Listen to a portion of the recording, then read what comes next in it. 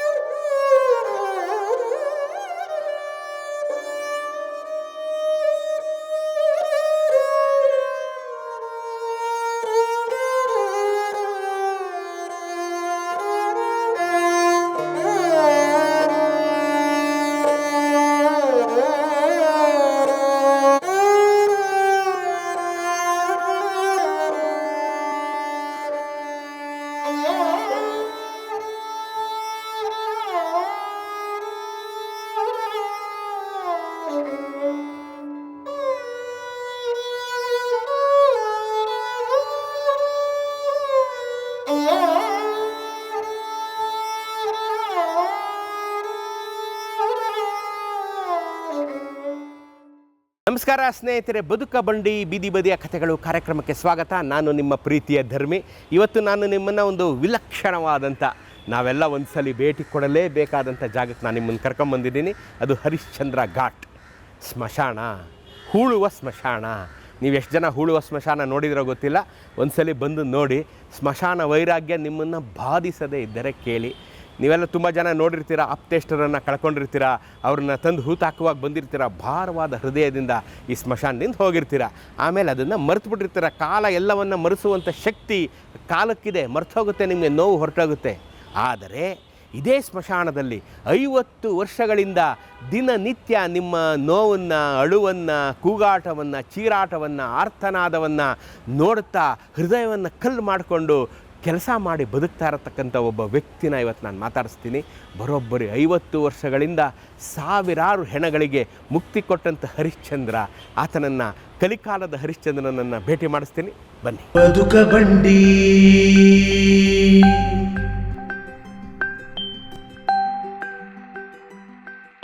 ಸ್ನೇಹಿತರೆ, ಇವತ್ತೊಂದು ವಿನೂತನವಾದಂಥ ಒಂದು ಜಾಗಕ್ಕೆ ನಾನು ನಿಮ್ಮನ್ನು ಕರ್ಕೊಂಬಂದಿದ್ದೀನಿ. ನಾವೆಲ್ಲ ಕೊನೆಯದಾಗಿ ಬಂದು ಸೇರುವಂಥ ಜಾಗ. ಜಾತಿ ಧರ್ಮಗಳ ಹಂಗಿಲ್ಲದೆ ಯಾವುದರ ಒಂದು ಹಂಗೂ ಇಲ್ಲದೆ, ಗಂಡು ಹೆಣ್ಣೆಂಬ ಭೇದವಿಲ್ಲದೆ ನಾವೆಲ್ಲರೂ ಮನುಷ್ಯ ಜಾತಿ ತಾನೊಂದೇ ವಲಂ ಅಂತ ನಾವೆಲ್ಲ ಕೊನೆಯದಾಗಿ ರೆಸ್ಟ್ ಮಾಡುವಂಥ ಜಾಗ ಸ್ಮಶಾನ ಹರಿಶ್ಚಂದ್ರ ಘಾಟಿಗೆ ನಾನು ನಿಮ್ಮನ್ನು ಕರ್ಕೊಂಬಂದಿದ್ದೀನಿ. ಹರಿಶ್ಚಂದ್ರ ಘಾಟಲ್ಲಿ ನಾವು ಬರೋದಕ್ಕೆ ಒಂಥರ ಕಸ್ವಿಸಿ ಆಗ್ತಾ ಇರುತ್ತೆ, ಒಂಥರ ಮಿಶ್ರ ಭಾವ ನಮ್ಮ ಆವರಿಸುತ್ತೆ. ನಮ್ಮ ಕಡೆಯವ್ರು ಯಾರು ತೀರ್ಕೊಂಡಿದ್ದಾಗ ಬರುವಾಗ ದುಃಖ ಅನ್ನೋದು ನಮ್ಮನ್ನು ತೋಯಿಸ್ತಾ ಇರುತ್ತೆ.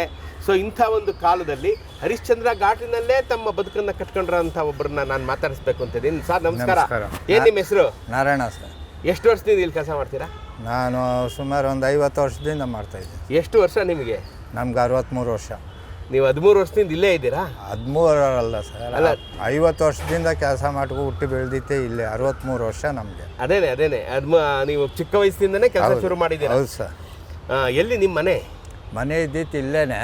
ಇವಾಗೆಲ್ಲ ಅದು ಹೊಡೆದಾಕ್ಬಿಟ್ಟು ಇದು ಕೊಟ್ಟಿದ್ರು. ಮಕ್ಕಳೆಲ್ಲ ಸ್ವಲ್ಪ ದೊಡ್ಡವರಾದ್ಮೇಲೆ ಈಚೆ ಕಡೆಗೆ ಬಾಡಿಗೆ ಮನೆಯಲ್ಲಿದ್ದೀರಾ?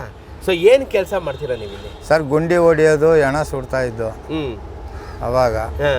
ಇವಾಗ ಸುಡೋದಿಲ್ಲ, ಬರ್ನಿಂಗೇ ಜಾಸ್ತಿ. ಅದರಿಂದ ನಾವು ಇಲ್ಲಿ ಗುಂಡಿಗಳು ಹೊಡ್ಕೊಂಡಿದ್ದೀವಿ. ದಿನಕ್ಕೆ ಎಷ್ಟು ಗುಂಡಿ ಹೊಡಿತೀರಾ? ಸರ್ ಇವಾಗ ಕಡಿಮೆ, ಯಾಕಂದರೆ ಎಲ್ಲ ಸಮಾಧಿಗಳು ಕಟ್ಬಿಟ್ರು, ಜಾಗಗಳಿಲ್ಲ. ಅದರಿಂದ ಸ್ವಲ್ಪ ತಿಂಗಳಿಗೆ 1, 2, 3 ಈ ಥರ ಬರ್ತದೆ. ಎಷ್ಟು ಒಂದು ಗುಂಡಿಗೆ ಹೊಡಿಯೋಕ್ಕೆ ಚಾರ್ಜ್ ಮಾಡ್ತೀರಾ? ಸರ್ ಅವ್ರು ಕೊಟ್ಟಷ್ಟು ಇಸ್ಕೊಂತೀವಿ ಸರ್. ಅಷ್ಟೇನಾ? ನೀವೇನು ಕೇಳಲ್ಲ? ಏನು ಕೇಳಲ್ಲ. ನೀವೇನು ಕೇಳೋದೇ ಇಲ್ಲ, ಅವ್ರು ಕೊಡ್ತಾರೆ, ನೀವು ಇಸ್ಕೊಳ್ತೀರ ಅಷ್ಟೇ. ಇಲ್ಲಿವರೆಗೆ ಎಷ್ಟು ಗುಂಡಿ ತೆಗೆದಿರ್ಬೋದು ನೀವು? ಸರ್ ನಾನು ಲಕ್ಷಾಂತರ ಗುಂಡಿ ಹೊಡೆದಿದ್ದೀನಿ ಸರ್. ಹೌದಾ? 50 ವರ್ಷದಿಂದ ನಾನು ಮಾಡಿರೋದಕ್ಕೆ ಲಕ್ಷಾಂತರ. ಮುಂಚೆ ಎಲ್ಲ ವರ್ಷಕ್ಕೆ ಎಷ್ಟು, ಯಾವಾಗ ಜಾಸ್ತಿ ಗುಂಡಿ ಹೊಡೆದಿದ್ದು ಯಾವಾಗ? ಇದು ಈ ಕುರ್ದ್ಬಿಟ್ಟು ಸತ್ತೋದ್ರು ನೋಡಿ, ಈ ಬಟ್ಟಿ ಸರ ಕುರ್ದು ಸತ್ತೋದ್ರಲ್ಲ, ಆ ಟೈಮ್ನಲ್ಲೇ ಜಾಸ್ತಿ ಬಂದಿತ್ತು. ಎಷ್ಟು? ಅವಾಗ 150 ಏನೋ ಬಂದಿತ್ತು. 150? 150 ಏನೋ ಒಂದೇ ಸಲಿಗೆ? ಹಾಂ, ಒಂದೇ ಸಲಿಗೆ 150 ಗುಂಡಿ ಹೊಡೆದ್ರ ನೀವು?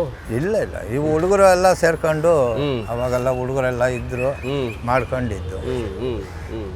ಅವಾಗ ಈಗ ಒಂದು 20 ವರ್ಷದಲ್ಲಿ, 25 ವರ್ಷದಲ್ಲಿ ಅನ್ಕೊಳ್ರಿ, 30 ವರ್ಷದಲ್ಲಿ ಅವಾಗ ಎಷ್ಟು ಗುಂಡಿ ಹೊಡಿತಾ ಇದ್ದೆ? ತಿಂಗಳಿಗೆ ಎಷ್ಟು ಗುಂಡಿ ಹೊಡಿತಾ ಇದ್ರಿ?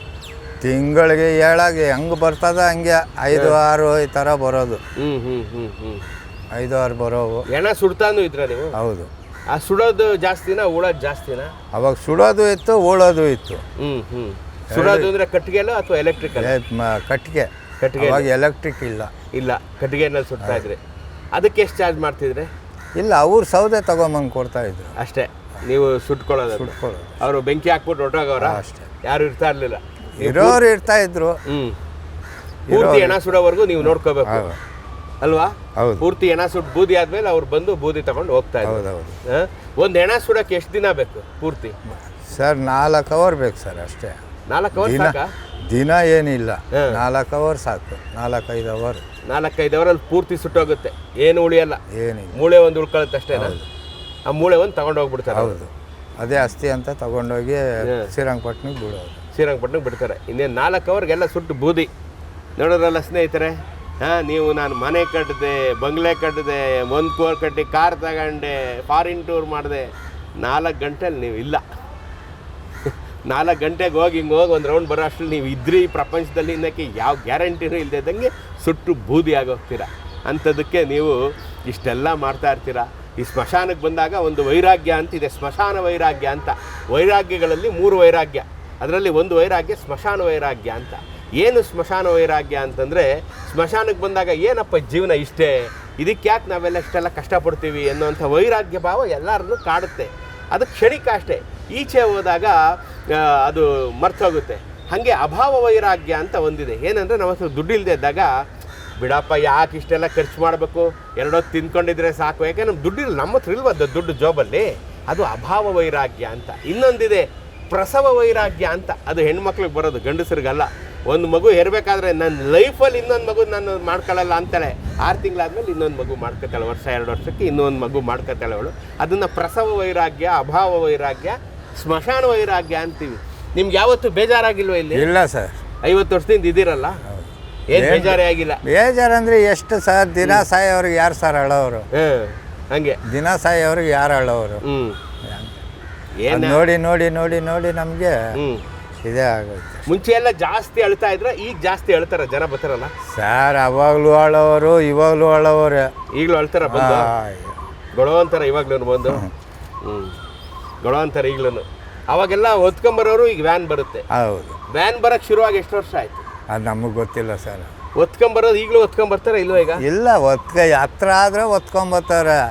ಇವಾಗ ಒತ್ತವರೇ ಇಲ್ಲ ಸರ್, ಯಾರು ಇಲ್ಲ ಈಗ. ಒತ್ತಿದ್ರೆ ಅವ್ರಿಗೆ ಒತ್ಕೊಂಬರ್ಬೇಕಂತ ಇವಾಗ ಯಾರು ಒತ್ತವರೇ ಇಲ್ಲ. ಒತ್ಕೊಂಬರೋರ್ನೇ ಆಗೋಯ್ತು. ಎಲ್ಲ ವ್ಯಾನ್ಗೆ ಹಾಕ್ತಾರೆ, ಗಾಡಿಗಳಲ್ಲಿ ಬರ್ತಾರೆ. ಇವಾಗ ಏನ್ ಸರ್, ವ್ಯಾನ್ಗಳಲ್ಲಿ ಡಿಸೈನ್ ಆಗಿ ಹಾಡುಗಳು ಹಾಕೊಂಡು ಎಲ್ಲ ಬರ್ತಾರೆ. ಇವಾಗ ಸತ್ತವನು 2 ನಿಮಿಷ ಹಾಕ್ಬಿಟ್ಟು ಪುನಃ ಮಲಿಕಬೇಕು, ಆ ಥರ ಹಾಡುಗಳು ಹಾಕ್ತಾರೆ ಇವಾಗ ಅಲ್ವಾ? ಹೌದು. ಸ್ನೇಹಿತರೆ ಕೇಳಿದ್ರಲ್ಲ ಸ್ನೇಹಿತರೆ, ತಮ್ಮ ಹೆಸರೇನು ಹೇಳಿದ್ರೆ? ನಾರಾಯಣ ಅಂತ. ನಾರಾಯಣ ಅವರ ಮಾತನ್ನ ಸತ್ಯ ಹರಿಶ್ಚಂದ್ರ ಅವರು ಈ 50 ವರ್ಷಗಳಿಂದ ಇದೊಂದೇ ಕಾಯಕವನ್ನು, ಹೆಣ ಸುಡುವ, ಹೆಣ ಹೂಡುವ ಕಾಯಕವನ್ನು ಮಾಡ್ಕೊಡ್ತಿರ್ತಕ್ಕಂಥ ನಾರಾಯಣ ಅವರನ್ನು ನೋಡಿ ಅವ್ರ ಮೈಂಡ್ ಸೆಟ್ನ ಯಾರಾದ್ರೂ ಒಬ್ಬ ಒಳ್ಳೆ ಅನಲಿಸ್ಟ್ ಕೊಡ್ಬೇಕು. ಯಾಕಂದ್ರೆ ಒಂದು ಸರ್, ಇಲ್ಲಿ ಎಷ್ಟೋ ಜನ ಬರ್ತಾರೆ, ಎಲ್ಲಾರ್ಗು ನಾ ಬಡವ್ರಿಗೆ ಹಂಗೆ ಮಾಡ್ದು ಹಿಂಗೆ ಮಾಡ್ದು ಅಂತ ಹೇಳ್ತಾರೆ. ಆದರೆ ಮಶಾನ್ದವ್ರ ಹೆಣ ತಗೊಂಬರೋ ಮಾತ್ರ ಮಶಾನ್ದವ್ರಿಗೆ ಬೇಕು.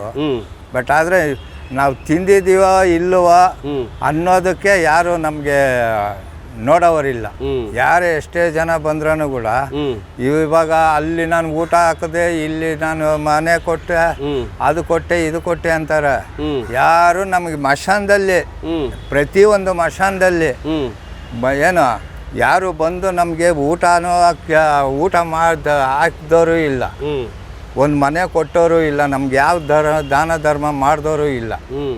ಅದ್ರ ಬರ್ತಾರೆ, ಮಾಡ್ಕೊಂಡು ಹೋಯ್ತಾರೆ. ಯಾರು ನಿಮ್ಮನ್ನು ಕೇಳಲ್ಲ, ನಮ್ಮನ್ನು ಯಾರು ಕೇಳಲ್ಲ. ಯಾವ ಮಶಾನದೊಳಗೂ ಎಲ್ಲ 148 ಮಶಾನ ಅವೆ. 148 ಮಶಾನದಲ್ಲಿ ಯಾರೂ ಕೇಳಲ್ಲ, ಯಾರನ್ನು ಕೇಳಲ್ಲ, ಯಾರನ್ನೂ ಕೇಳಲ್ಲ. ನೋಡಿ ಸ್ನೇಹಿತರೆ, ಎಂಥ ದುರಂತ ಇದು, ಎಂಥ ದುರಂತ. ಇವ್ರು ಬಂದು ಇಲ್ಲಿ ಏನೋ ಗುಂಡಿ ಹೊಡೆಸ್ಕೊತೀರಾ, ನಿಮ್ಮ ಮನೆಯವ್ರು ಹೆಣ ಊತ ಹಾಕ್ಬಿಡ್ತೀರಾ, ಗೊಳೋ ಅಂತ ಹತ್ಕೊಂಡು ಹೊಡೈತೀರಾ. ಇವ್ರನ್ನ ಬದುಕನ್ನು ಯಾರು ನೋಡೋರು? ಗುಂಡಿ ಹೊಡೆಯುವಾಗ ಒಂಥರ, ಗುಂಡಿ ಹೊಡೆದ್ಮೇಲೆ ಒಂಥರ ಅಂದ್ರಂಗೆ ನೀವು ಒಂದು ಗೌರವ ಧನವನ್ನು ಇವ್ರು ಕೊಡ್ಬೇಕು ತಾನೆ. ಇವ್ರು ಮುಂಚೆನೇ ನನಗೆ ಇಷ್ಟು ಕೊಡಪ್ಪ ಅಂತ ಬಾಂಡ್ ಇಟ್ಕೊಂಡ್ರೆ ಏನು ಮಾಡ್ತೀರಾ? ಅವ್ರು 1000 ಕೇಳಿದ್ರು ಕೊಡಬೇಕು, 10,000 ಕೇಳಿದ್ರು ಕೊಡಬೇಕು. ಯಾಕೆಂದರೆ ನಿಮ್ಮ ಹೆಣ ಉಳ್ಬೇಕಾಗಿರ್ತದೆ. ಅಲ್ಲಿವರೆಗೂ ನಿಮ್ಮ ಮನೆಯವನು ಬದುಕಿರೋ ಗಂಟ, ಸತ್ತ ಮೇಲೆ ಅವ್ನು ಹೆಣ ಅಷ್ಟೇ. ಅವನು ಅವನನ್ನು ಊಟ ಹಾಕ್ಬಿಟ್ಟು ಎಷ್ಟು ಬೇಗ ಹೊಂಟೋಗ್ಬಿಡ್ತೀವಪ್ಪ, ಸ್ನಾನ ಮಾಡಿ ನಾವು ಊಟ ಮಾಡ್ಬಿಡ್ತೀವಪ್ಪ ಅಂತ ಇರ್ತೀರ. ಆದರೆ ಇವ್ರು ಊಟ ಮಾಡೋದು ಬೇಡವಾ? ಇವ್ರ ಸಂಸಾರ ನಡೆಯೋದು ಬೇಡವಾ? ಇವ್ರ ಮಕ್ಳು ಮರಿ ನೋಡೋದು ಬೇಡವಾ? ಇವ್ರ ಜೀವನ ನಡೆಯೋದು ಬೇಡವಾ? ಅದನ್ನು ನೋಡೋರು ಯಾರು? ಸರ್ಕಾರದಿಂದ ಇವ್ರಿಗೇನು ಸಂಬಳ ಇದೆಯಾ? ಇಲ್ಲ. ಏನು ಸಾರಿಗೆ ಸವಲತ್ತು ಸಂಬಳ ಏನೂ ಇಲ್ಲ. ಸರ್ಕಾರದವ್ರು ಇವ್ರನ್ನ ಗಮನಿಸ್ಕೊತಾನೂ ಇಲ್ಲ. ಸರ್ಕಾರಗಳು ಇವ್ರ ಕಡೆ ಗಮನ ಕೊಡಬೇಕು. ಇವ್ರಿಗೆಲ್ಲ ಎಲ್ಲ ಸಹಾಯನೂ ಸರ್ಕಾರದಿಂದ ಸಿಗುವಂಥ ಎಲ್ಲ ಸಹಾಯಗಳು ಇವ್ರಿಗೆ ಸಿಗಬೇಕು. ಜನಸಾಮಾನ್ಯರು ಬರೋರು ನೀವು ಸ್ವಲ್ಪ ಸೆನ್ಸ್ ಇಟ್ಕೊಂಡು ಬರಬೇಕು. ಅವ್ರಿಗೂ 1000-2000 ಕೊಡಬೇಕು ಪ್ರತಿಯೊಬ್ಬರೂ. ಏನು ದಿನ ಬರ್ತಾರ? ಇದೇನು ಹೋಟ್ಲ ಬೆಳಗ್ಗೆ ಬಂದು ಮಸಾಲೆ ದೋಸೆ ಡೈಲಿ ತಿನ್ಕೊಂಡು ಹೋಯ್ತಾರೆ ಅನ್ನೋಕ್ಕೆ? ತಿಂಗ್ಳಿಗೆ ಒಂದ್ಸಲಿ ಬರ್ತಾರೆ, ವರ್ಷಕ್ಕೆ ಒಂದ್ಸಲಿ ಯಾರೋ ಬರ್ತಾರೆ, ಬಂದೋಯ್ತಾರೆ. ಆದರೆ ಅದಕ್ಕಾದರೆ ಇವರು ಬೆಳಗಿಂದ ಸಂಜೆವರೆಗೆ ಸ್ಮಶಾನದಲ್ಲಿ ಕಾಯ್ಕೊಂಡು ಕೂತಿರ್ತಾರಲ್ಲ, ಅದಕ್ಕೆ ಯಾರು ಹೊಣೆ ಅಲ್ವಾ? ನಾವೇ ಬಂದಾಗ ನಮ್ಮ ಕೈಲಾದ ಕೊಟ್ಬಿಟ್ಟು ಹೋಗ್ಬೇಕು. ನೀವು ಎಂಥವ್ರಾಗಲಿ ಕೈಲಾದ ಈಗ ನಿಮ್ಮ ಹೆಣ ಉಳಕ್ಕೆ ಅಲ್ಲಿಂದ ಎತ್ಕೊಂಬರಕ್ಕೆ ವ್ಯಾನ್ ಬಾಡಿಗೆ ಕೊಡ್ತೀರಾ, ತಗೊಬರ್ತೀರಾ, ಸ್ಥಿತಿ ಮಾಡ್ತೀರಾ, ಎಲ್ಲ ಮಾಡ್ತೀರಲ್ಲ, ಅದೇ ಖರ್ಚು ಅಂದ್ಬಿಟ್ಟು ಇವ್ರಿಗೂ ಒಂದು 5,000 ಕೊಡ್ರಿ. ಏನು ನಿಮ್ಮ ಕಳ್ಕೊಳ್ಳೋದೇನು? ಇವರನ್ನು ಮರಿಬೇಡಿ, ಇವರನ್ನು ಗಮನಿಸ್ಕೊಳ್ಳಿ. ಇವರು ನಮ್ಮಂತೆ ಮನುಷ್ಯರು ಅಂತ ನಾನು ನಿಮ್ಮ ಹತ್ರ ಒತ್ತಾಯಪೂರ್ವಕವಾಗಿ ಇವತ್ತು ನಾನು ಹೇಳ್ತೀನಿ. ಯಾವುದೇ ಸ್ಮಶಾನಕ್ಕೆ ಹೋಗಿ, ಯಾವುದೇ ಹರಿಶ್ಚಂದ್ರ ಘಾಟ್ಗೆ ಹೋಗಿ ಅದನ್ನು ಸ್ಮಶಾನ ನೋಡ್ಕೊಳ್ಳೋರು ಒಬ್ರು ಇರ್ತಾರೆ. ಅವ್ರ ಜೊತೆ ಕರುಣೆಯಿಂದ ವರ್ತಿಸಿ 4 ಕಾಸು ತೆಗೆದುಕೊಡಿ. ನೀವೇನು ದಿನ ಬರ್ತೀರಿ ಅಂದರೆ ಸ್ಮಶಾನಕ್ಕೆ? ಇಲ್ಲ ತಾನೇ. ಯಾವಾಗಲೂ ಒಂದ್ಸಲಿ ನಿಮ್ಮ ಮನೆಯವ್ರು ಸತ್ತಾಗಿ ಬರ್ತೀರಾ.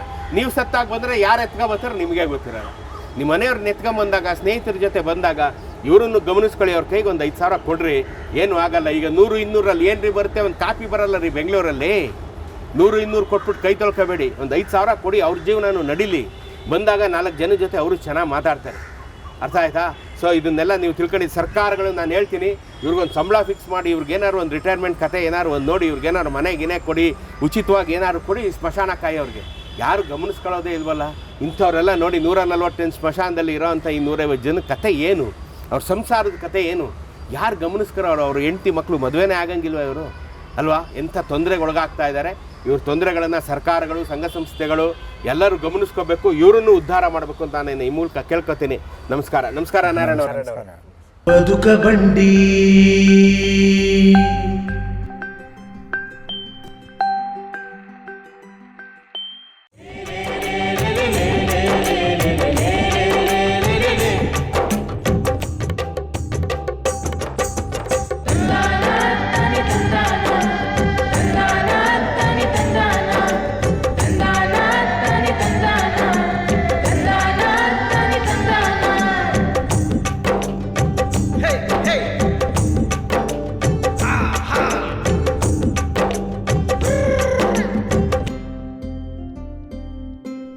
ಬದುಕ ಬಂಡಿ.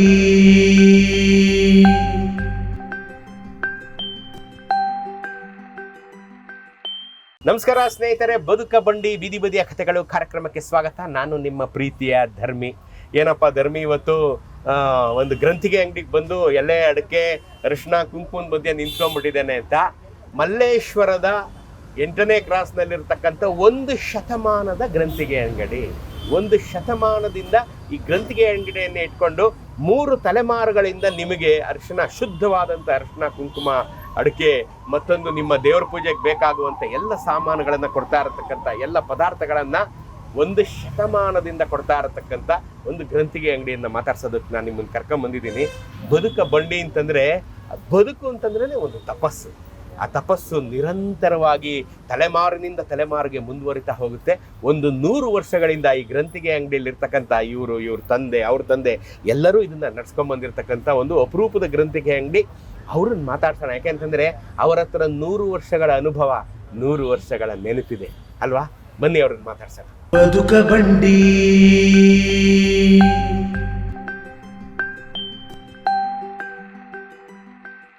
ನಮಸ್ಕಾರ. ನಮಸ್ಕಾರ. ಏನ್ ನಿಮ್ಮ ಹೆಸರು? ನವೀನ್ ಕುಮಾರ್. ನವೀನ್ ಕುಮಾರ್. ನವೀನ್ ಕುಮಾರ್, ಈಗ ನಾನು ಬೋರ್ಡ್ ನೋಡಿದೆ, ನನಗೆ ಗೊತ್ತಿರಲಿಲ್ಲ. ನಾನು ಬೋರ್ಡ್ ನೋಡಿದಾಗ ನನಗೆ ಗೊತ್ತಾಯ್ತು ಇದು ಒಂದು 100 ವರ್ಷದ ಹಳೆ ಅಂಗಡಿ ಅಂತ. ಹೌದು, ಸತ್ಯ. ಹೆಂಗೆ 100 ವರ್ಷದಿಂದ ನೀವು ನಡ್ಸ್ಕೊಂಬತ್ತಾ ಇದ್ದೀರಾ? ನೀವು ಎಷ್ಟನೇ ತಲೆ? ನೀವು? ನಾವು 3ನೇ ತಲೆ. ನಿಮ್ಮ ತಂದೆಯವರು? ನಮ್ಮ ತಂದೆ 2ನೇ ತಲೆ. ಏನು ಅವ್ರ ಹೆಸರು? ವೆಂಕಟೇಶ್. ವೆಂಕಟೇಶ್. ವೆಂಕಟೇಶ್. ಅವ್ರ ತಂದೆಯವರು? ಅಣ್ಣಪ್ಪ. ನಂದ್ರೆ ನಿಮ್ಮ ತಾತನವ್ರು? ನಮ್ಮ ತಾತನ ಹೆಸರು. ನಿಮ್ಮ ತಾತ ಅಣ್ಣಪ್ಪನವ್ರು ಶುರು ಮಾಡಿದ್ದು? ತಾತ, ಅಜ್ಜಿ ವೆಂಕಟಮ್ಮ. ವೆಂಕಟಪ್ಪ, ವೆಂಕಟಮ್ಮ, ಅಣ್ಣಪ್ಪ. ವೆಂಕಟಮ್ಮ, ಅಣ್ಣಪ್ಪ ಅವ್ರು ಶುರು ಮಾಡಿದ. ಅವಾಗ ಹೆಂಗಿತ್ತು ಇದು? ಏನಾರು ಫೋಟೋ ಗಿಟ ಇಟ್ಟಿದ್ದೀರಾ ಅಂತ? ಹಳೆ ಫೋಟೋದಲ್ಲೇ ಇದೆ. ನಮ್ಮ ತಾತ ಇದಾರಲ್ಲ, ಅವ್ರ ಫೋಟೋದಲ್ಲೇ ಅದು ಫೋಟೋ ಹೊಡೆದು ಇಕ್ಕಿರೋದು ನಮ್ಮ ತಂದೆ ಚಿಕ್ಕ ವಯಸ್ಸಲ್ಲಿ. ಅವಾಗೆಲ್ಲ 3 ಅಂಗಡಿ ಒಂದೇ ಇದ್ದಿದ್ದೀವಿ. ಮೂರ್ ಅಂಗಡಿ ಒಂದೇ ಒಂದೇ ಇದ್ದಿದ್ದು. ಅವ್ರಿಗೆ 3 ಜನ ಮಕ್ಕಳು. ಅವ್ರು ಏನ್ ಮಾಡಿದ್ರು, ಅಣ್ಣ ತಮ್ಮಂದಿರು 3 ಜನ ಒಂದೊಂದು ಅಂಗಡಿ ಡಿವೈಡ್ ಮಾಡ್ಕೊಂಡು. ಈಗ ನೀವೆಲ್ಲ ಅಣ್ಣ ತಮ್ಮಂದಿರೆ. ಅವರು ನಮ್ ದೊಡ್ಡಪ್ಪ, ಇವ್ರು ನಮ್ಮ ತಂದೆ 2ನೇವರು, ಅವ್ರು ನಮ್ ಚಿಕ್ಕಪ್ಪ 3ನೇವರು. ಅವ್ರು 3 ಜನ, ಅವ್ರ ಮಕ್ಕಳು ನಾವುಗಳು. ಈಗ ನಿಮ್ ತಾತನವರು 3 ಜನ ಮಕ್ಕಳು, ಅವ್ರು ಮಾಡ್ಕೊಂಡು ಅವ್ರು 3 ಜನ ಇದೇ ವ್ಯವಹಾರ ಮಾಡ್ಕೊಂಡ್ಬಂದ್ರು. ಅದು ಆಶ್ಚರ್ಯ. ಹೌದು, 3 ಜನನು ಇದೇ ಐಟಮ್ಸ್ ಇಟ್ಕೊಂಡು ಬಿಡಬಾರ್ದು, ಹಳೆ ಸಂಪ್ರದಾಯ, ಪೂಜೆ ಪುನಸ್ಕಾರ. ಈ ನಮ್ ತಾತಾಜಿ ಇಲ್ಲಿ ಅರ್ಶನ ಕುಂಕುಮ ಇಟ್ಕೊಂಡು ಕುತ್ಕೊಂಡ್ಬಿಟ್ರೆ ಎಲ್ಲ ಬಂದವರೆಲ್ಲ ಹೇಳ್ತಾರೆ, ಲಕ್ಷ್ಮೀ ಕಳೆನಪ್ಪ, ತುಂಬಾ ಎಷ್ಟು ಚೆನ್ನಾಗಿ ಕುತ್ಕೊಂತ ಇದ್ರು, ಬಂದವ್ರಿಗೆಲ್ಲ ಎತ್ತಿ ಕೊಡೋರು. ನೀವು ಅದೇ ತರ ನಡ್ಸ್ಕೊಂಡ್ ಬರ್ತಾ ಇದ್ದೀರಾ, ನಿಮ್ ತಂದೆ ಆದ್ಮೇಲೆ ನೀವು ಚೆನ್ನಾಗಿರ್ಲಿ, ದೇವ್ರು ಚೆನ್ನಾಗಿಟ್ಟಿರ್ಲಿ, ಮಾಡಿ ಇನ್ನ ಮಾಡಿ ನೀವು. ನಾವ್ ಹೇಳಿದ್ವಿ ತಿನ್ನೋದಿಷ್ಟ ಬಿಡಬಾರ್ದಲ್ಲ ಅನ್ನೋ ಒಂದು ಕಾರ್ಯಕ್ರಮಕ್ಕೆ ನಾವು ಮಾಡ್ತಾ ಇದೀವಿ. ತಲೆಯಿಂದ ಬರ್ತಾ ಇದೆ. ಈಗ ನನ್ ಮಗ ನೆಕ್ಸ್ಟ್ ಅವ್ನು ಬಂದ್ರು ಬರ್ಬೋದು, ಇಲ್ಲ ಓದ್ಬಿಟ್ಟು ಅವ್ರಿಗೆ. ಈಗ ನನಗೆ ಎಷ್ಟು ಜನ ಮಕ್ಳು ಈಗ ನಿಮ್ಗೆ? ನಮಗೆ 3 ಜನ ಮಕ್ಕಳು. ಒಬ್ಬ ಮಗ ಹಿತೇಶ್ ಕುಮಾರ್ ಅಂತ, 2ನೇ ಮಗಳು ಮಾನ್ಯತಾ ಅಂತ, 3ನೇ ಮಗಳು ಚಾರ್ವಿ ಅಂತ. ಮಗ ಹೆಣ್ಮಕ್ಳಂತೂ ಬರಲ್ಲ. ಈಗ ಇರೋನೊಬ್ಬ ಗಂಡು ಮಗ, ಹೆಣ್ಮಕ್ಳು ಮದುವೆ ಮಾಡಿ ಕಳಿಸ್ಬಿಡ್ತಾರೆ, ಇವ್ರೇನ್ ಇಟ್ಕೊಳಲ್ವಲ್ಲ. ಸೊ ಮದುವೆ ಮಾಡಿ ಕಳಿಸ್ಬಿಟ್ಟು ಅಳಿಯಂದ್ರ ಮನೆಗೆ ಅವ್ರ ವ್ಯವಹಾರ ಕೊಟ್ಟೋಯ್ತಾರೆ. ಉಳಿದವ್ರೊಬ್ಬ ಮಗನ್ ಕರ್ಕೊಂಡ್ ಬರ್ತೀರಾ, ಏನ್ ಮಾಡ್ತೀರಾ? ಇಲ್ಲ, ಬರ್ಬೇಕು. ಬಂದ್ರೆ ಹಳೆ ಸಂಪ್ರದಾಯ ಉಳಿತದೆ. ಇವಾಗ ಮುಂಚೆ ತರ ಓದ್ಕೊಂಡು ಎಲ್ಲ ಮಾಡೋಣ ಅಂತ ಇದ್ದಾರೆ. ನೋಡಪ್ಪ ನಿನ್ನ ಇಷ್ಟ ಅಂದೆ, ಅವ್ನ್ ಬಂದೇ ಬರ್ತೀನಿ ಅಂತ ಮನ್ಸಲ್ಲಿ ಇದೆ. ನೆಕ್ಸ್ಟ್ ಬರ್ತಾನೆ. ನಿಮ್ ತಂದೆಯವ್ರಿಗೆ ಎಷ್ಟು ಜನ ಮಕ್ಳು? ನಮ್ ತಂದೆಯವ್ರಿಗೆ 3 ಜನ ಮಕ್ಳು, ಅವ್ರಿಬ್ರು ಹೆಣ್ಮಗಳು, 3 ಜನ ಗಂಡ್ ಮಕ್ಳು. ಅಂದ್ರೆ ನಿಮ್ ಅಣ್ಣ ತಮ್ಮದಿರ ನೀವು 3 ಜನ? 3 ಜನ. ನಿಮ್ಗೊಬ್ರು ತಂಗಿ ಅಕ್ಕ ಅವ್ರು ಮದುವೆ ಮಾಡಿ ಕಳ್ಸಿದ್ರಿ? ಅವ್ರ ಅಕ್ಕ ಮದುವೆ ಆಗಿ ಇದಾರೆ. ಇವಾಗ ಅಣ್ಣ ತಮ್ಮಂದಿರು ನಾವು 3 ಜನ ಇದೀವಿ. ಅವರಲ್ಲಿ ಅಣ್ಣ ಒಬ್ಬ ಇಲ್ಲಿದ್ದಾನೆ, ಪಕ್ಕದಲ್ಲಿದ್ದಾನೆ. ಇನ್ನೊಬ್ಬ ಅಣ್ಣ ಮನೇಲಿದ್ದಾನೆ. ಬಿಸ್ನೆಸ್ ಮಾಡ್ತಾ ಇಲ್ಲ, ಅವ್ರು ಹುಷಾರಿರ್ಲಿಲ್ಲ, ಹಂಗಾಗಿ ಮನೇಲೇ ಇದ್ದಾರೆ, ತಾಯಿ ಜೊತೆ ಇದ್ದಾರೆ. ಈ ಬಿಸ್ನೆಸ್ ಆತ್ಮತೃಪ್ತಿ ಜಾಸ್ತಿ ಕೊಡುತ್ತೋ, ಅಂದ್ರೆ ಸ್ಯಾಟಿಸ್ಫ್ಯಾಕ್ಷನ್ ಜಾಸ್ತಿ ಕೊಡುತ್ತೋ, ದುಡ್ಡು ಜಾಸ್ತಿ ಕೊಡುತ್ತೋ? ಸರ್, ಇದನ್ನ ಮಾಡ್ತಾ ಇರೋದೇ ನಮ್ಗೆ ಖುಷಿ ಅನಿಸ್ತದೆ. ದುಡ್ಡಿಗಿಂತ ನಾವು ಜನಸೇವೆ ಮಾಡ್ತಾ ಇದೀವಲ್ಲ, ಅದೇ ನಮಗೆ ಖುಷಿ ಅನಿಸ್ತಾ ಇದೆ. ಮನೇಲಿದ್ರು ಈ ತೃಪ್ತಿ ಬರಲ್ಲ. ಇಲ್ಲಿ ಬಂದು ನಿಂತ್ಕೊಂಡ್ರೇನೆ ಅದೇನೋ ಒಂಥರ ಎನರ್ಜಿ. ಇಲ್ಲಿ ಬಂದು ನಿಂತ್ಕೊಂತಾ ಇದ್ದಂಗೆ ಕಸ್ಟಮರ್ ಬರ್ತಾರೆ, ನಮಸ್ಕಾರ ಅಂತಾರೆ, ಇದು ಕೊಡಿ ಸರ್, ನಿಮ್ ಕೈಯಿಂದ ಪೂಜೆ ಮಾಡಿಕೊಡಿ ಅಂತಾರೆ. ಹೌದಾ? ಮದುವೆ ಕಸ್ಟಮರ್ಸ್ ಏನೇ ಬಂದ್ರು ಪೂಜೆ ಮಾಡಿನೇ ನಮ್ಮ ಹತ್ರ ಇಸ್ಕೊಂಡು ಹೋಗೋದು, ಬೇರೆ ಏನು ಇಲ್ಲ. ಅಂದ್ರೆ ಪೂಜೆ ಅಂದ್ರೆ ಏನ್ ಪೂಜೆ ಮಾಡ್ಕೊಡ್ತೀರಾ?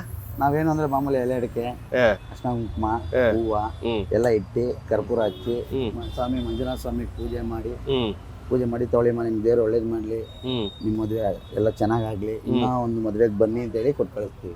ಅವ್ರು ತಿರ್ಗಾ ಇನ್ನೊಂದು ಮದ್ವೆಗೆ ಬಂದೇ ಬರ್ತಾರೆ.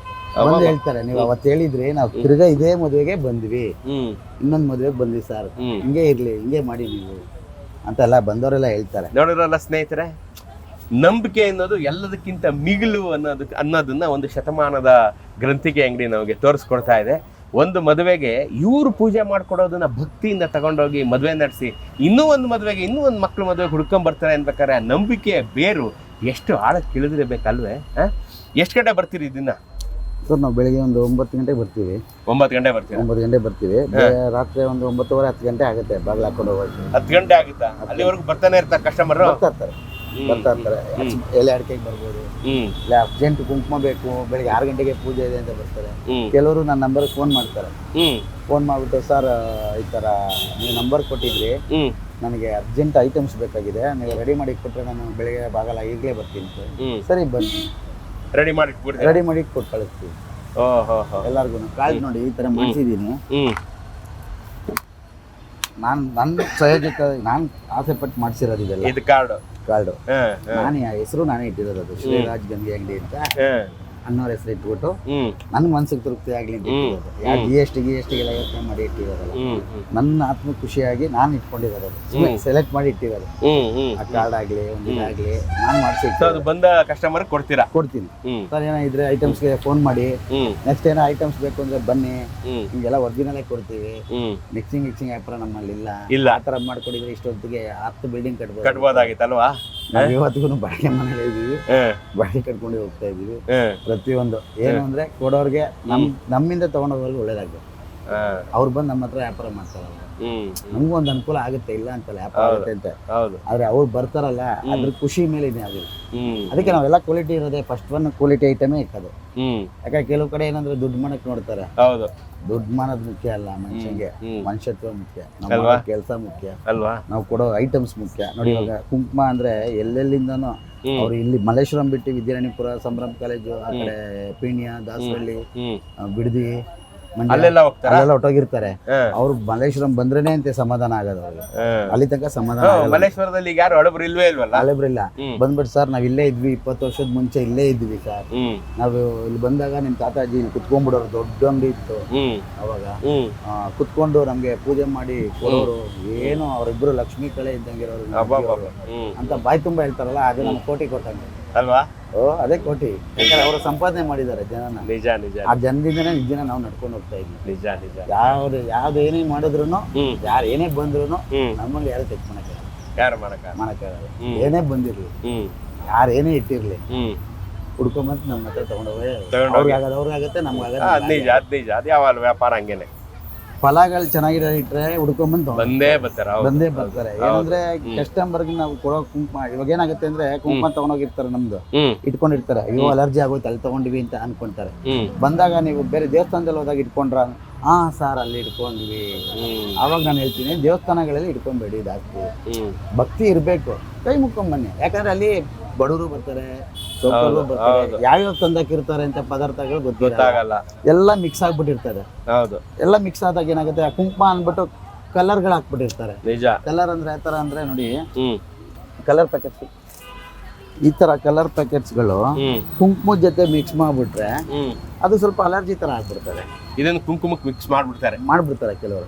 ಅಂದ್ರೆ ಯಾವ ತರ ಅಂದ್ರೆ, ದೇವಸ್ಥಾನದಲ್ಲಿ ಈ ಕುಂಕುಮ ಇಟ್ಟಿರ್ತಾರೆ. ಇವಾಗ ಬಡಪಾಯಿಗಳು ಏನೋ ಒಂದು 5 ರೂಪಾಯಿ 2 ರೂಪಾಯಿ ಕೊಡಿ ಅಂತ ತಗೊಂಡೋಗಿರ್ತಾರೆ. ಇದು ದೇವ್ರಿಗೆ ಇಟ್ಬಿಟ್ರೆ ಯಾರು ಬಂದವ್ರು ಇಟ್ಕೊಂತಾರೆ ಅಂತ ಅವ್ರಿಗೆ ಹಾಕ್ಬಿಡ್ತಾರೆ. ಆದ್ರೆ ಈ ತರ ಆಗುತ್ತೆ ಅಂತ ಅವ್ರಿಗೂ ಗೊತ್ತಿಲ್ಲ. ಈ ತರ ಎಲ್ಲ ಮಿಕ್ಸ್ ಆದಾಗ ಏನಾಗುತ್ತೆ, ಒರಿಜಿನಲ್ ಹೋಗಿಬಿಟ್ಟು ಕೆಮಿಕಲ್ ಅನ್ನೋ ತರ ಹೆಸರು ಬಂದ್ಬಿಡುತ್ತೆ. ಹಂಗಾಗಿ ನಾನು ಏನ್ ಹೇಳ್ತೀನಿ, ಬಂದವ್ರಿಗೆಲ್ಲ ಒಂದೇ ಹೇಳೋದು, ನೋಡಿ ನೀವು ಯಾವತ್ತೇ ಆಗ್ಲಿ ಕುಂಕುಮಗಳು ಇಟ್ಕೊಳ್ಳಿ, ಮನೆಗೆ ತಗೊಂಡೋಗಿರ್ತೀರಲ್ಲ ಮನೇಲಿ ಇಟ್ಕೊಳ್ಳಿ. ದೇವಸ್ಥಾನಕ್ಕೆ ಹೋದಾಗ ಕೈ ಮುಕ್ಕೊಂಡು ಹೂವು ಕೊಟ್ಬಿಟ್ಟು ಬನ್ನಿ, ತೀರ್ಥ ತಗೊಂಡು ಕುಡಿದ್ಬಿಟ್ಟು ಬನ್ನಿ. ವಿಭೂತಿ ಇಟ್ಟಿರ್ತಾರೆ, ಆ ವಿಭೂತಿ ಯಾರೇನು ಮೋಸ ಮಾಡೋಕ್ಕಾಗಲ್ಲ. ಆ ವಿಭೂತಿ ಬೇಕಾದ್ರೆ ತಗೊಂಡು ಹಂಗೆ ಹೇಳ್ಕೊಂಡ್ ಬನ್ನಿ, ಇಲ್ಲ ಹಣೆಗೆ ಇಟ್ಕೊಳ್ಳಿ, ಅದೇನೂ ಅಲರ್ಜಿ. ಕುಂಕುಮಗಳು ಮಾತ್ರ ದಯವಿಟ್ಟು ಇಟ್ಕೊಳಕ್ ಹೋಗ್ಬೇಡಿ ದೇವಸ್ಥಾನಗಳಲ್ಲಿ. ಅದು ಯಾರೋ ಒಬ್ರು ಮಾಡೋದ್ರಿಂದ ಎಲ್ಲಾರ್ಗು ಕೆಟ್ಟ ಹೆಸರು. ಅದು ಆಗದ್ ಬೇಡ ಅಂತ. ಮದ್ವೆಗಳಿಗೆ ಬರ್ತಾರೆ, ಅರ್ಶಿನ ಕೊಡಿ, ಪ್ಯೂರ್ ಅರ್ಶಿನ ಕೊಡಿ ಅಂತಾರೆ. ಈ ಅರ್ಶಿನ ನೋಡಿ, ಇದು ಕಸ್ತೂರಿ ಅರ್ಶಿನ ಅಂತ ನೋಡಿ, ಹೆಂಗ್ ಪರಿಮಳ ಬರುತ್ತೆ. ಸ್ನೇಹಿತರೆ, ಇಂಥ ಅರ್ಶಿನ ನಾನು ಇವಾಗ್ಲೂ ಇಷ್ಟು ಗಮಗಡಿಸೋ ಅಂತ ಅರ್ಶಿನ ನಾನು ಇವತ್ತೇ ನೋಡ್ತಾ ಇರೋದು. ನೀವು ಮಲ್ಲೇಶ್ವರಕ್ಕೆ ಬಂದು ಈ ಶ್ರೀರಾಜ್ ಗ್ರಂಥಿಗೆ ಅಂಗಡಿಲಿ ಕಸ್ತೂರಿ ಅರ್ಶಿನ ಕೊಡ್ಬೇಕು. ನೀವು ಅವತ್ತು ದೂರದರ್ಶನ್ ಚಂದನ ಟಿವಿ ಕಾರ್ಯಕ್ರಮಕ್ಕೆ ತೋರಿಸಿದ್ರಲ್ಲ, ಧರ್ಮಿ ಇಟ್ಕೊಂಡಿದ್ದ ನೋಡಿ, ಅದನ್ನ ಕೊಡಿ ಅಂತ ಕೇಳಿದ್ರೆ ಕೊಡ್ತಾರೆ ಇವರು. ಏನ್ ಚೆನ್ನಾಗಿದೆ ಸರ್ ಇದು, ತುಂಬಾ ಚೆನ್ನಾಗಿದೆ ಸರ್. ಇದೆಲ್ಲ ಯೂಸ್ ಮಾಡ್ಬೇಕು. ಕಸ್ಟಮರ್ ಏನಂದ್ರೆ ಇದಕ್ಕೆ ಏನ್ ಮಾಡ್ತಾರೆ ಅಂದ್ರೆ, ಈ ಅರ್ಶಿನಕ್ಕೆ ಬೇರೆ ಯಾವ್ದಾರ ಮಿಕ್ಸ್ ಮಾಡ್ಬಿಡ್ತಾರೆ. ಅವಾಗ ಏನಾಗುತ್ತೆ, ಈ ಪರಿಮಳ ಬರಲ್ಲ. ನಿಜ ನಿಜ ನಿಜ. ಎಲ್ಲ ಮಿಕ್ಸಿಂಗ್ ಅದು. ಇದು ಸ್ಯಾಂಡಲ್ ಪುಡಿ, ಇದು ಸ್ಯಾಂಡಲ್ ಪುಡಿ. ಇದು ಫೇಸ್ ವಾಕ್, ಅದು ಇದಕ್ಕೆಲ್ಲ ಮಾಡ್ತಾರೆ. ಅಬ್ಬಾ ಘಮ ಘಮ ಅಂತ ಇದೆ ಶ್ರೀಗಂಧದ ವಾಸನೆ.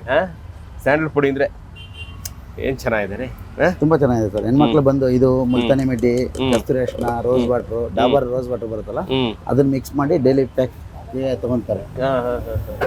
ಹಂಗಾಗಿ ಪ್ರತಿಯೊಂದು ಅಷ್ಟೇನೆ, ಅಡಿಗೆನೂ ಅಷ್ಟೇನೆ. ನಿಮ್ಮ ಅಂಗಡಿಯಲ್ಲಿ ಕ್ವಾಲಿಟಿ ಪ್ರಾಡಕ್ಟ್ಸ್ ಏನೇನ್ ಸಿಗುತ್ತೆ ಅರ್ಶಿನ ಕುಂಕುಮ ಅಲ್ದೆ? ಸರ್ ಅರ್ಶಿನ ಕುಂಕುಮ ಅಲ್ದೆ ಉತ್ಕಡ್ಡಿಗಳು ಸಿಗುತ್ತೆ, ಚೆನ್ನಾಗಿರೋ ಉತ್ಕಡ್ಡಿಗಳು ಬರುತ್ತೆ, ಕರ್ಪೂರಗಳು ಸಿಗುತ್ತೆ, ಎಣ್ಣೆ ಬಾಟ್ಲ್ಗಳು ಸಿಗುತ್ತೆ, ತಿರ್ಗಾ ಚೊಂಬು, ತಾಮ್ರದ ಚೊಂಬು, ಬಿಂದಿಗೆ, ಹೋಮಕ್ಕೆ ಬೇಕಾಗಿರೋ ಐಟಮ್ಸ್ ಪ್ರತಿಯೊಂದು ಸಿಗುತ್ತೆ. ಎಲ್ಲ ಸಿಗುತ್ತೆ. ಸೀರೆಯಿಂದ ಹಿಡಿದು, ಬ್ಲೌಸ್ ಪೀಸಿಂದ ಹಿಡಿದು, ಬಳೆಯಿಂದ ಹಿಡಿದು, ಬತ್ತಿಗಳು, ಚೆನ್ನಾಗಿರೋ ಬತ್ತಿಗಳು ಸಿಗುತ್ತೆ, ಹತ್ತಿಗಳು. ಕೆಲವ್ರು ಏನಕ್ಕೆ ಗೊತ್ತಾರೆ, ಈ ತರ ವೈಟ್ ಹತ್ತಿ ಇದ್ರೆ ಹಾಸ್ಪಿಟ್ಲ್ ಹತ್ತಿ ಅನ್ಕೊಂಡ್ಬಿಡ್ತಾರೆ. ಅದು ಹಾಸ್ಪಿಟ್ಲ್ ಹತ್ತಿ ಅಲ್ವೇ ಅಲ್ಲ. ಇದು ಕ್ಲೀನ್ ಮಾಡಿರಲ್ಲ, ಬರೀ ಕೈಯಲ್ಲೇ ನೆಂದಿರ್ತಾರೆ. ಇದೆಲ್ಲ ಏನಾಗ್ತದೆ, ಇವಾಗೆಲ್ಲರೂ ಏನಾಗಿದೆ, ಈಸಿ ಗ್ರೋ ಮಾಡ್ಕೊಂಡ್ಬಿಡ್ತಾರೆ. ಆತರ ಮಿಷಿನ್ ಹಾಕಿದ ತಕ್ಷಣ ಬಂದ್ಬಿಡುತ್ತೆ ಬೀಡು, ಅದನ್ನೆಲ್ಲ ಹಾಕ್ಬಿಡೋಣ, 1000 ಪೀಸ್ ಆಗ್ಬಿಡ್ತದೆ. ಕುತ್ಕೊಂಡ್ ಮಾಡಿದ್ರೆ 100 ಪೀಸ್ ಆಗಲ್ಲ. ಮಿಷಿನ್ ಹಾಕ್ಬಿಟ್ರೆ 1000 ಪೀಸ್ ಆಗ್ಬಿಡ್ತದಲ್ಲ, ನಮ್ಮ ಸಂಪಾದನೆ ಜಾಸ್ತಿ ಆಗುತ್ತೆ. ಅದೆಲ್ಲರಿಗೂ ಗೊತ್ತಾಗಲ್ಲ. ಓ ಇಲ್ಲ, ಇದು ಹಾಸ್ಪಿಟ್ಲ್ ಹತ್ತಿ ಅನ್ಬೋದು. ನಾವು ಆತರ ಐಟಮ್ಸ್ ತರ್ಸಕ್ಕೆ ಹೋಗಲ್ಲ. ಕೊಟ್ರು ಮನೇಲಿ ಹಚ್ಚಿದ್ರೆ ಚೆನ್ನಾಗಿದೆ ಬರ್ಬೇಕಿಲ್ಲಿ. ನಂದು ಎಷ್ಟೋ ಜನ ಬಂದಿದ್ದಾರೆ, ಆ ಕಾರ್ಡ್ ಕೊಟ್ಟಿದ್ದೀನಿ. ಶ್ರೀರಾಜ್ ಕುಂಕುಮ ಅಂಗಡಿ ಅಂತ, ಶ್ರೀ ಮಂಜುನಾಥ ಕುಂಕುಮ ಸ್ಟೋರ್ ಅಂತಾನೆ ಇಟ್ಟಿದ್ದೀನಿ.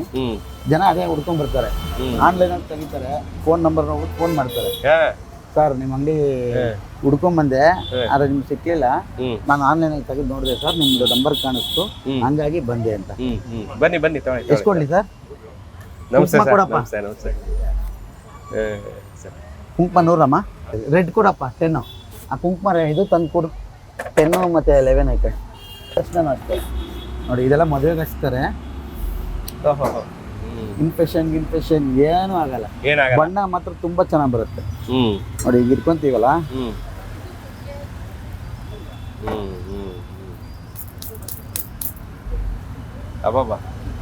ಗುಮ್ ಅಂತ ಇರ್ತದೆ. ಅದನ್ನ ಹಚ್ಕೊಂಡು ಸ್ನಾನ ಮಾಡೋದೇ ಒಂಥರ ಖುಷಿ ಆಗ್ಬಿಡುತ್ತೆ. ಹೌದಾ? ಭಾರಿ ಖುಷಿ ಅದು. ಏನೇ ಆದ್ರೂ ಮತ್ತೆ ಇಲ್ಲಿ ಇರೋರೆಲ್ಲರೂ ಅಷ್ಟೇನೆ, ನಮ್ಮ ಕ್ಲಾಸಲ್ಲಿ ಇರೋರಾಗ್ಲಿ ಬೇರೆ ಕಡೆ ಹೋದೋರಾಗ್ಲಿ ಹುಡ್ಕೊಂಡ್ ಬರ್ತಾರಲ್ಲ, ಅದಕ್ಕೆ ನಮ್ಗೆ ಧನ್ಯವಾದಗಳು. ತುಂಬಾ ಖುಷಿಯಾಗಿ ಹೇಳ್ಬೇಕು ಅವ್ರಿಗೆ. ಈ ಹೊಸ ಕಸ್ಟಮರ್ ಜಾಸ್ತಿನೋ ನಿಮ್ಮ ಹತ್ರ ಹಳೆ ಕಸ್ಟಮರ್ ಜಾಸ್ತಿನೋ? ಮುಂಚೆ ಹಳೆ ಕಸ್ಟಮರ್ ಜಾಸ್ತಿ ಇದಾರೆ, ಇವಾಗ ಹೊಸ ಕಸ್ಟಮರ್ ಜಾಸ್ತಿ ಆಗಿದ್ದಾರೆ. ಇವಾಗ ಈ ಚಾನಲ್ ನೋಡಿದ್ಮೇಲೆ ತಿರ್ಗಾ ಜನ ಜಾಸ್ತಿ ಆಗ್ತಾರೆ. ನಮ್ಮ ಚಾನಲ್ ನೋಡಿದ್ರೆ 100% ಚಂದನ ಟಿವಿ ಅಂದ್ರೆ ಇವತ್ತಿಂದ ಅದು ಹಳೇ ಕಾಲದ. ನಾವು ಭಾನುವಾರ ಬಂತು ಅಂದ್ರೆ ಟಿವಿ ಮುಂದೆ ಕುತ್ಕೊಂಡ್ಬಿಡ್ತಿದ್ವಿ. 4 ಗಂಟೆ ಆದ್ರೆ ಫಿಲಂ ಬಂದ್ಬಿಡ್ತಪ್ಪ, ಯಾವ್ದೋ ಒಂದು ಕನ್ನಡ ಫಿಲಂ ಹಾಕ್ಬಿಡ್ತಾರೆ, ಅಪ್ಪಾಜಿದೋ ಅಣ್ಣ ಶಿವಣ್ಣಂದು ಇಲ್ಲ ಪುನೀತರದು ಯಾವ್ದೋ ಒಂದು ಹಾಕ್ತಾರೆ ಅಂತ ಓಡೋ ಕುತ್ಕೊಂಡ್ಬಿಡ್ತಿದ್ವಿ.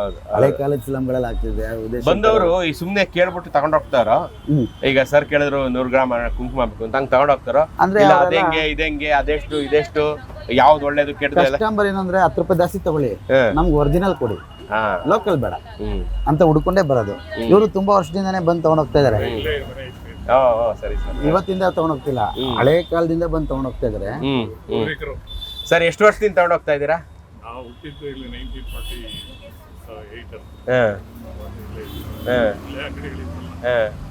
1948 ಆಲ್ಮೋಸ್ಟ್. ಅವಾಗಿಂದನೂ ಕಸ್ಟಮರ್ ಬರ್ತಾರೆ, ಅವ್ರಿಗೆ ಗೊತ್ತು ಎಲ್ಲಿ ಹೋದ್ರೆ ನಮ್ಮ ಪದಾರ್ಥ ಎಲ್ಲಿ ಸಿಗುತ್ತೆ. ನಾವು ಟಿಫನ್ ಅಷ್ಟೇ, ಮುಂಚೆ ಏನ್ ಮಾಡ್ತಿದ್ವಿ, ನಾವು ಈ ಹೋಟ್ಲಿಗೆ ಹೋಗ್ಬೇಕು ಅಂತ ಇಟ್ಟಿದ್ವಿ, ಅಲ್ಲಿ ಪದಾರ್ಥಗಳು ಚೆನ್ನಾಗಿದೆ ಅಂತ ಹೋಗ್ತಿದ್ವಿ. ಕೆಲವು ಕಡೆ ಚೇಂಜ್ ಆದಾಗ ನಾವು ಆ ಹೋಟ್ಲ್ ಬಿಡ್ತೀವಿ. ಪದಾರ್ಥ ಯಾವಾಗ ಚೆನ್ನಾಗಿ ಕೊಡ್ತೀವಿ ಅವಾಗ ನಮ್ಮ ಅಂಗಡಿ ಅಂತ ಹುಡ್ಕೊಂಡ್ ಬರ್ತೀವಿ. ಅದೇ ಸರ್, ಏನೋ ಉಳಿಸ್ಕೊಂಡ್ ಬಂದಿದೀವಿ ಇಷ್ಟು ವರ್ಷ, ಮುಂದೆ ನನ್ನ ಮಗ ಬಂದು ಮಾಡ್ತೇನೆ ಅನ್ನೋ ಆಸೆ ನಮಗೂ ಇದೆ. ನೋಡೋಣ, ಅವನು ಈಗ SLC ಹಾಸ್ಟೆಲಲ್ಲಿ ಇದ್ದಾನೆ, ಕುಣಿಗಲ್ ಹಾಸ್ಟೆಲಲ್ಲಿ ಇದ್ದಾನೆ. ಈಗ SLC ಮುಗಿಸ್ಕೊಂಡು ಬರೋ ವರ್ಷ ಬರ್ತಾನೆ, ಕಾಲೇಜ್ಗೆ ಸೇರ್ಕೊತಾನೆ. ನೋಡೋಣ, ಅವನು ಎಷ್ಟು ಓದ್ತಾನೋ ಓದ್ಲಿ, ಅವ್ನು ಖುಷಿ. ಸರ್ ಕೇಳಿದ್ರಲ್ಲ ಸ್ನೇಹಿತರೆ, 80 ರೂಪಾಯಿ. ಒಂದು ಶತಮಾನದ ಐತಿಹಾಸಿಕ ಗ್ರಂಥಿಕೆ ಅಂಗಡಿಯ ಮಾಲೀಕರ ಮನದ ಮಾತುಗಳನ್ನು ನೀವು ಕೇಳಿದ್ರಿ. ಅವ್ರು ಹೇಳ್ತಾ ಇರೋದು ಕೇಳಿದ್ರಲ್ಲ ನೀವು, ನಾವು ಜನಗಳ ಸ್ಯಾಟಿಸ್ಫ್ಯಾಕ್ಷನ್ಗೋಸ್ಕರ ಮಾಡ್ತಾ ಇದ್ದೀವಿ, ಇನ್ನು ಬಾಡಿಗೆ ಮನೆಯಲ್ಲೇ ಇದ್ದೀವಿ, ಕೆಮಿಕಲ್ ಮಿಕ್ಸ್ ಮಾಡಿ ಇನ್ನೊಂದು ಮಾರಿದ್ರೆ ನಾನು 10 ಮನೆ ಕಟ್ಬೋದಾಗಿತ್ತು ಅಂತ ಅವ್ರು ಇದಕ್ಕೆ ಹೋಗಿಲ್ಲ. ಅವರು ಒಳ್ಳೆ ಪದಾರ್ಥಗಳನ್ನು ಜನಗಳಿಗೆ ಕೊಟ್ಟು ಜನರ ಒಂದು ಮನಸ್ಸಿನ ಸಮಾಧಾನದ ಮೇಲೆ ಬದುಕ್ತಾ ಇರೋವಂಥ ಒಂದು ಪರೋಪಕಾರ ಗುಣವನ್ನು ಇಟ್ಕೊಂಡಿರ್ತಕ್ಕಂಥ ಈ ಅಂಗಡಿ ಮಾಲೀಕರಿಗೆ ತಾಯಿ ಚಾಮುಂಡೇಶ್ವರಿ ಆಯುಸ್ಸು ಆರೋಗ್ಯ ಐಶ್ವರ್ಯ ಎಲ್ಲ ಕೊಡಲಿ, ಒಂದು ಸ್ವಂತ ಮನೆ ಕಟ್ಕೊಳ್ಳಿ. ಇವರು ನೋಡಿ, ಇವರು ಇರೋ ಒಬ್ಬ ಮಗ, ಹೆಣ್ಮಕ್ಳಿಂದೇನೋ ಮದುವೆ ಮಾಡ್ತಾರೆ, ಇರೋ ಒಬ್ಬ ಮಗನ್ನ ಇದೇ ಬಿಸ್ನೆಸ್ಗೆ ತರಬೇಕು ಅಂತ ಅವರು ಯೋಚನೆ ಮಾಡ್ತಾ ಇದ್ದಾರೆ. ತರಲಿ. ಈ ಗ್ರಂಥಿಕೆ ಅಂಗಡಿಯ ಒಂದು ಐತಿಹಾಸಿಕ ವಂಶ ಪಾರಂಪರ್ಯ ಉದ್ಯಮ ಮುಂದುವರ್ಕೊಂಡು ಹೋಗ್ಲಿ. ಇದು ಇನ್ನೂ 100 ವರ್ಷ ಈ ಅರಿಶಿನ ಕುಂಕುಮ ಎಲ್ಲ ಒರಿಜಿನಲ್ ಆಗಿ ಕಸ್ತೂರಿ ಅರಿಶಿನ, ಶ್ರೀಗಂಧದ ಪುಡಿ, ಕುಂಕುಮ, ಈ ಬಟ್ಲಡಿಕೆ ಇಂಥವೆಲ್ಲ ನಿಮಗೆ ನಾನು ಹೇಳ್ತೀನಿ. ಬಟ್ಲಡಿಕೆ ಅಂದರೆ ಏನು ಅಂತಲೇ ನಿಮ್ಗೆ ಗೊತ್ತಿಲ್ಲ ರೀ. ಇಲ್ಲಿ ಬಂದು ಈ ಬಟ್ಲಡಿಕೆಯನ್ನು ತಗೊಂಡೋಗಿ ಆ ಎಲೆ ಅಡಿಕೆ ಹಾಕೊಂಡು ತಿಂದು ಅದರ ಸವಿಯನ್ನು ಸವಿದು ಹೆಂಗಪ್ಪ ನಮ್ಮ ಪೂರ್ವಿಕರು 100 ವರ್ಷ ಬದುಕ್ತಾ ಇದ್ರು ಅನ್ನೋ ಸೀಕ್ರೆಟು ಈ ಗ್ರಂಥಿಕೆ ಅಂಗಡಿಗಳಲ್ಲಿದೆ. ಬಂದು ತಿಂದು ಸವಿದು ಇದನ್ನೆಲ್ಲ ತಗೊಂಡೋಗಿ ಉಪಯೋಗಿಸಿ ಆರೋಗ್ಯವನ್ನು ಕಾಪಾಡ್ಕೊಳ್ಳಿ. ಇಂಥದ್ದೊಂದು ಆರೋಗ್ಯವನ್ನು ಕೊಡುವಂಥ ಈ ಗ್ರಂಥಿಕೆ ಅಂಗಡಿ ನಿಮ್ಮೆಲ್ಲರ ಪ್ರೀತಿಯ ಗ್ರಂಥಿಕೆ ಅಂಗಡಿ ಮಲ್ಲೇಶ್ವರಮಲ್ಲಿ ಆಶಾ ಸ್ವೀಟ್ ಸೆಂಟರ್ ಎದುರುಗಡೆನೇ ಇರುವಂಥ ಶತಮಾನದ ಗ್ರಂಥಿಗೆ ಅಂಗಡಿ. ಬಂದಾಗ ನೀವು ಹೇಳಿ, ಚಂದನ ಟಿವಿಯಲ್ಲಿ ನೋಡಿದ್ವಿ ನಿಮ್ಮನ್ನ, ಬಂದ್ವಿ ನಾವು, ಯೂಟ್ಯೂಬಲ್ಲಿ ನೋಡಿದ್ವಿ, ಬಂದ್ವಿ ನಾವು ಅಂತ ಹೇಳಿ ಖುಷಿಯಾಗಿ ನಿಮ್ಗೆ ಒಳ್ಳೆ ಪದಾರ್ಥವನ್ನು ಕೊಡ್ತಾರೆ. ಇವರಿಗೆ ಒಳ್ಳೇದಾಗ್ಲಿ ಅಂತ ಹಾರೈಸೋಣ ಅಲ್ವಾ? ನಮಸ್ಕಾರ ಸರ್. ನಮಸ್ಕಾರ.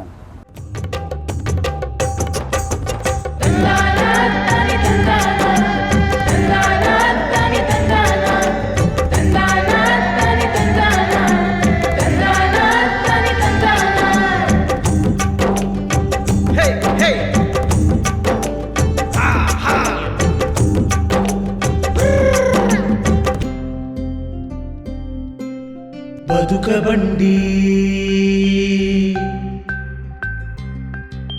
ಬದುಕ ಬಂಡಿ